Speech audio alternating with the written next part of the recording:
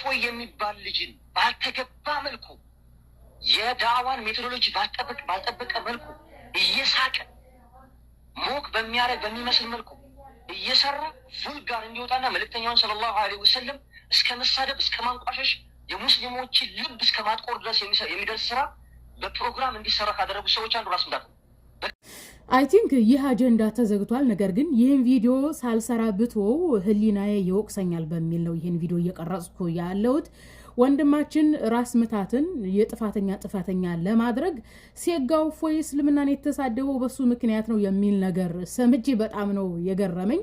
ካፊር በባህሪው ተናገራችሁም አልተናገራችሁም ከነዘር ማንዘራቸውም ከጥንት ጀምረው ነብዩን በመሳደብ የሚታወቁ ናቸው። አንደኛ ነገር። ሁለተኛ ነገር ሴጋው እፎይ ወጥቶ እስልምናን ሲሳደብ የነበረው የኦርቶዶክስ ደብተራዎች በስልጤ ዞን የስልጤ ተወላጆችን ወደ ኦርቶዶክስ ለማስገባት ድግምት አደረጉ።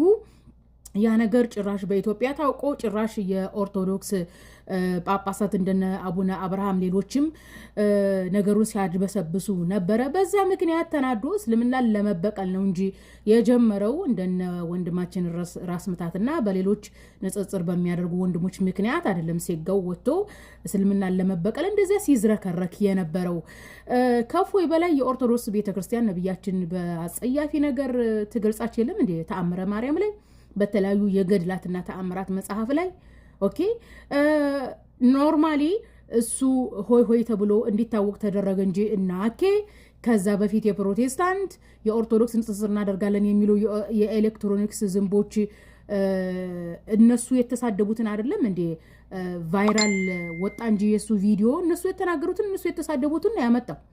ለምሳሌ ራስ ምታትን ሲወቅስ የነበረው ወንድማችን ዮኒ ማኛ ቤት ገብቶ ሲያነጋግረው የነበረው አንድ የፕሮቴስታንት እምነት ተከታይ አለ። በዛ ሰውዬ ምክንያት ነው እኔ ራሱ ቲክቶክ ላይ የመጣሁትና ራሱን ጭራሽ ራሱንም መሐመድ ብሎ በእስልምና ላይ ሲሳደብ ከእፎይ በላይ እስልምናንና ነብዩን ያንቋሸሸ ነው። ነገር ግን ቪዲዮቹ ቫይራል ስላልወጡ ነው።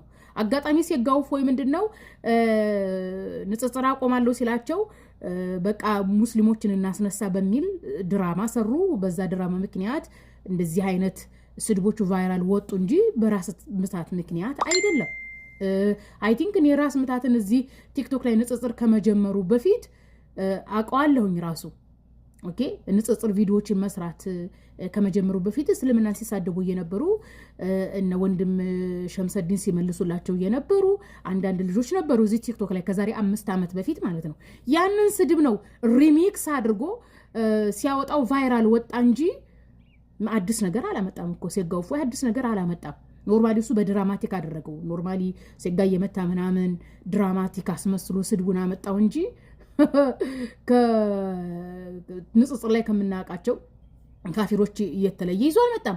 ይሄን ብቻም ሳይሆን እዚህ ሶሻል ሚዲያ ላይ በክርስትና ታሪክ ላይ ወይም በክርስትና ሃይማኖት ላይ የምትሰሩ ማንኛችሁም ሰዎች ራስ ምታትን ከሚወቅሰው ሰው ጀምሮ እናንተን የሚያይና የሚሰማ እስልምናን ለማንቋሸሽና ለመሳደብ ማንኛውም ክርስቲያን ይነሳል። ምክንያቱም ክርስቲያኖች የሚፈልጉት እሰይ ጎሽ እንድትሏቸው ወይ ኢትዮጵያን የመሰረተው ኦርቶዶክስ ነው እንድትላቸው ብቻና ብቻ ነው የሚፈልጉት። ከነሱ አዎ ትክክል ናችሁ እስካልተባሉ ድረስ ሐቅ እስካወራህ ድረስ ሐቅ ይመራቸዋል። ወጥተው ያንተን ሐቅ ለማድበስበስ ያንተን አፍ ለማዘጋት የማይሰሩት ስራ የለም። ወንድማችን ራስ ምታት ምን ንጽጽር ላይ ነው ያደረገው? ምን የተለየ ስራ ሰራ? አነጻጸረ። ኦኬ ለምን ተነጻጸረብን የሚሉ ካፊሮች ተነሱ።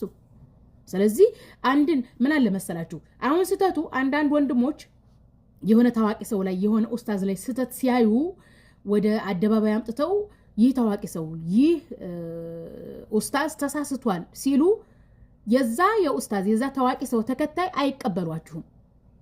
የተሳሳተው ኡስታዙ የተሳሳተው ታዋቂው ሰው ራሱ አዎ ተሳስቻለሁ አይልም። ምክንያቱም ለክብሩም ይጨነቃል። ለምን ነካችሁብኝ የሚል ሰው ከኋላው እንዳለ ስለሚያንቅ ዝም ነው የሚለው። ስለዚህ ብትበደሉም እንኳን ዝም ነው ማለት ያለባችሁ። ምክንያቱም ተበደልኩ ብላችሁ ስትወጡ አዎ ተበድላችኋል የሚላችሁ ሰው የለም። ስለዚህ ያለው አማራጭ ምንድነው? አንደኛ ለአላህ አሳልፎ መስጠት ነው። ሁለተኛ ዝም ማለት ይሄ ነው አማራጩ። እና ለዚህ ነው አያችሁ ብትበደሉም እንኳን ትክክል ብትሆኑም እንኳን ያንን ኡስታዝ ያንን ታዋቂ ሰው ለመሸፈን ሲባል ጥፋተኛ ነው ራሳችሁን የሚያደርጓችሁ። እንግዲህ ወንድማችን ራስ ምታትን ጥፋተኛ ለማድረግ ሲያጋፉ ይበሱ ምክንያት ነው እስልምናን የተሳደበው ብሎ እርፍ ኧረ ጌታ ሆይ እንደው ይቅር በለኝ እንደው አስተግፍሩላህ። በሱ ምክንያት አይደለም እሺ።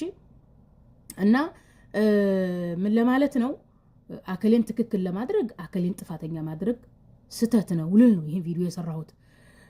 ምን አለ መሰላችሁ ጥቃቅን ስተቶችን ተው እለፉ ብዬ ባለፈው ቪዲዮ እንደሰራሁኝም ሁሉ አከሌን በጥቃቅን ነገር ስተት አታስብሉብኝ በቃ በማለት ሌሎችን ወንድሞች ደግሞ አረም መጫን ጥፋተኛ ማድረግ በጣም ነው የሚደብረው። ይሄን ለማለት ነው ቪዲዮ የሰራሁት።